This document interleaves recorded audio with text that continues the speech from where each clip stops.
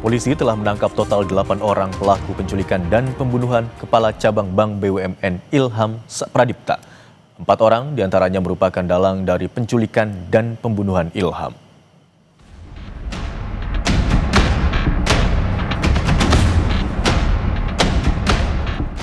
Kasus penculikan dan pembunuhan Kepala Cabang Bank BUMN Ilham Pradipta terus diusut polisi. Polisi menangkap 4 otak penculikan dan pembunuhan. Aksi penangkapan dilakukan Subdit Jatanras Polda Metro Jaya di Jalan Slamet Riyadi Solo, Jawa Tengah. Dalam penangkapan ini, polisi menangkap 3 orang. Tak lama berselang, polisi kembali membekuk 1 tersangka lainnya di wilayah Pantai Indah Kapuk, Jakarta Utara. Melalui rilis tertulis, Kasubdit Jatanras Polda Metro Jaya AKBP Abdul Rohim bilang, 4 pelaku berinisial C, DH, YJ, dan AA. 3 pelaku berinisial DH, YJ, dan AA ditangkap pada tanggal 23 Agustus 2025 pukul 20.15 WIB di daerah Solo, Jawa Tengah. Sedangkan pelaku C ditangkap di daerah PIK, Jakarta Utara pukul 15.30 WIB tanggal 24 Agustus 2025. Saat ini, keempat pelaku sedang dilakukan pendalaman secara intensif.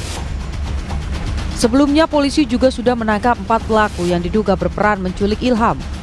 Total, polisi sudah menangkap 8 pelaku.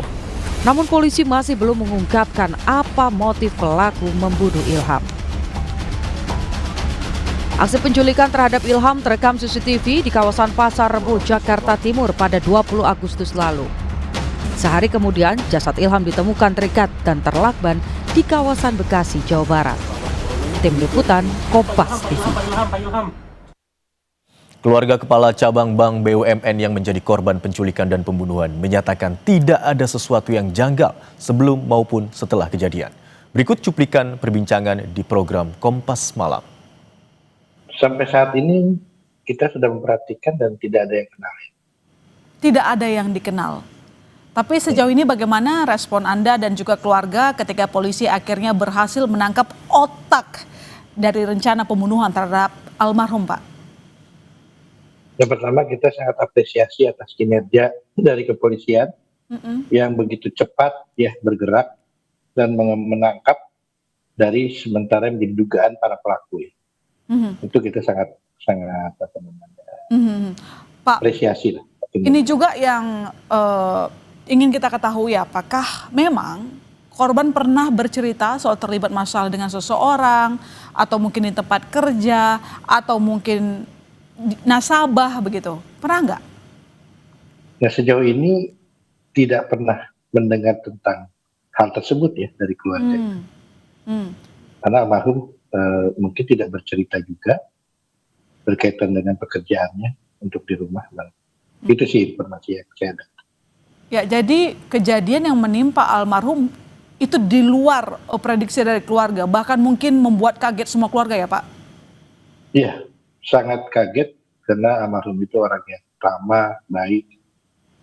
Jadi kalau sampai terjadi seperti ini kan jadi sangat mengagetkan kami dari pihak keluarga. Sangat tidak menyangka ya. Terjadi. Sangat tidak menyangka dan tidak pernah sama sekali terpikir bisa sampai menimpakan keluarga.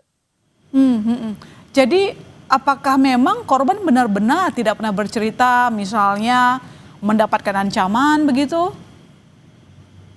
Tidak pernah bercerita tentang ancaman. Apapun lah bentuk-bentuk intimidasi itu tidak cerita.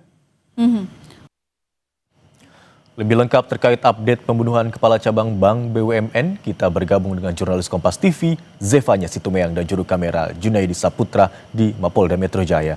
Selamat siang Zefanya. Bagaimana penyelidikan pembunuhan Kepala Cabang Bank BUMN? Apakah polisi sudah mengantongi fakta baru dengan mengungkap motif pembunuhan ini? Ya, Imron, tentu kita masih menunggu keterangan resmi dari Polda Metro Jaya terkait dengan perkembangan kasus penculikan yang berujung pembunuhan terhadap Kepala Cabang Pembantu Bank BUMN ini, berinisial MIP begitu. Karena sejauh ini tentu yang masih menjadi pertanyaan adalah apa yang menjadi motif penculikan terhadap Ilham ini. Namun sejauh ini dari polisi sudah berhasil meringkus atau menangkap 8 pelaku yang saat ini sudah naik statusnya menjadi tersangka, di mana 4 diantaranya ini merupakan eksekutor penculikan dan 4 lainnya ini adalah aktor intelektualnya. Nah, dari informasi yang berhasil kami himpun, Imron dan juga saudara, salah satu eksekutor ini yang ditangkap di bandara di Nusa Tenggara Timur begitu, ini sehari-harinya ia bekerja sebagai debt collector. Kemudian untuk aktor intelektual, salah satunya yang berinisial DH, ini merupakan seorang pebisnis profilnya yang memiliki usaha di bidang pendidikan non formal. Sementara untuk terkait dengan peran dari masing-masing tersangka ini masih didalami oleh polisi secara intensif tentunya untuk mengungkap kira-kira apa yang menjadi peran dari masing-masing tersangka ini. Tapi kalau kita melihat lagi dari kronologi yang terjadi kemarin di tanggal 20 Agustus diculiknya Ilham ini atau korban di sebuah pusat perbelanjaan di kawasan Pasar Rebo Jakarta Timur yang kemudian ia ditemukan keesokan harinya sudah dalam kondisi tidak bernyawa dengan tangan dan kaki yang terikat serta mata yang tertutup dengan lakban. Ini kemudian segera dibawa ke Rumah Sakit Polri Kramat Jati. Nah, dari keterangan Kepala Rumah Sakit Polri Kramat Jati ini menyebut bahwa hasil otopsi menemukan adanya bekas luka di leher dan juga dada dari korban, sehingga meninggalnya korban ini diduga dikarenakan kurangnya oksigen akibat tekanan yang ada pada leher dan dada korban. Karena kalau kita mendengar tadi juga kesaksian dari keluarga begitu ya, tidak ada menemukan adanya cerita dari korban di hari-hari sebelumnya begitu terkait dengan apakah punya musuh, kemudian hal-hal yang mencurigakan atau ia merasa mendapat ancaman. Ini keluarga bilang tidak menemukan hal tersebut, tapi keluarga ini juga bersaksi bahwa ia merasa korban ini dikuntit atau sudah diikuti oleh para pelaku sebelum terjadinya penculikan. Sementara itu Imron, kalau kita melihat dari kesaksian kuasa hukum para pelaku, khususnya eksekutor begitu, mengaku bahwa kliennya ini ditugaskan hanya untuk menculik, tidak untuk membunuh. Ia ditugaskan untuk menculik korban yang kemudian disuruh bawa ke sebuah tempat yang lalu nantinya disuruh menjemput lagi begitu. Tapi ketika mereka ditugaskan untuk menjemput lagi, di sini mereka menemukan korban atau kepala cabang Bank BUMN ini sudah tidak bernyawa.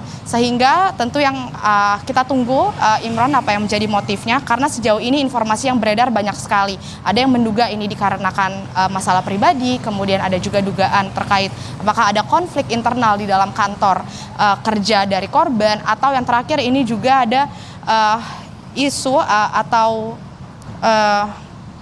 soal kecurangan yang berkaitan dengan kredit fiktif. Ini yang selama ini motif yang beredar, tapi tentu kita harus menunggu apa yang menjadi hasil penyelidikan dari polisi khususnya di Polda Metro Jaya ini.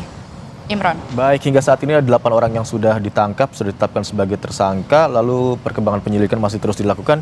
Apakah masih ada dugaan keterlibatan pihak lain selain dari 8 orang yang ditangkap, Zevanya? Ya, sejauh ini kalau kesaksian dari polisi memang dari 8 tersangka ini masih difokuskan untuk melihat perannya masing-masing. Tapi masih ada satu sosok lagi, Imron, yang masih diselidiki oleh polisi, di mana sosok ini seringkali dipanggil dengan sebutan bos oleh para pelaku. Sehingga ini yang masih ditelusuri lebih lanjut oleh polisi, yang kabarnya ini kemungkinan sosok yang sering dipanggil bos ini berlokasi atau berada di daerah Surabaya, Jawa Timur. Tentu kita akan menunggu, Imron, nanti bagaimana update perkembangannya dari Polda Metro Jaya terkait perkembangan kasus penculikan yang berujung pembunuhan terhadap kepala cabang pembantu Bank BUMN ini, Imron. Baik, hingga saat ini polisi telah menangkap dan menetapkan 8 orang tersangka. Sementara itu peran dari masing-masing pelaku masih didalami untuk mengetahui motif pasti dari penculikan dan pembunuhan ini. Terima kasih atas laporan Anda, jurnalis Kompas TV Zevanya Situmeang dan juru kamera Junaidi Saputra.